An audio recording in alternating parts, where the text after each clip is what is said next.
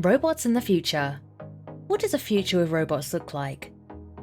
Robot technology can become the driving technology that supports a whole new generation of autonomous devices that can think and reason.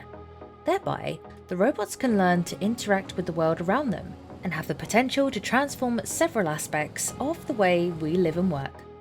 However, we should not take this as a guarantee since predicting about the future is not very easy. But we do know one thing. As robots become more and more part of our daily lives, a question arises. What code of ethics must these robots follow? The ethical debate about robot technology is particularly relevant to address before potential challenges grow too big. There are multiple examples of scenarios that challenge the moral and ethical issues of robots. You've probably heard of a self-driving vehicle dilemma, in which you imagine an autonomous car heading towards 5 people crossing the road on a red light. Should the car divert to the side where it will hit and kill one person on the sidewalk or stay in its lane?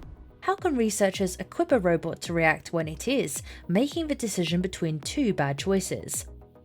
Feature robots for the elderly is another relevant example to illustrate some of the ethical challenges that we are facing. The use of robots in healthcare may lead to reduced human contact. Would this then result in loneliness and poor well-being among the elderly?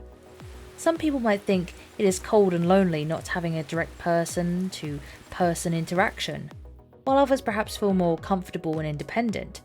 It all depends on what social values we individually treasure.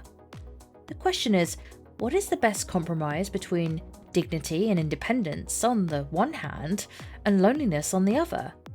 Moving forward, many moral and ethical questions arise. Diversity is a key concern here. How similar to humans should robots become? How does it impact the final robotic solutions that they are developed in a male-dominated field? And are we happy to let robots into all parts of our lives?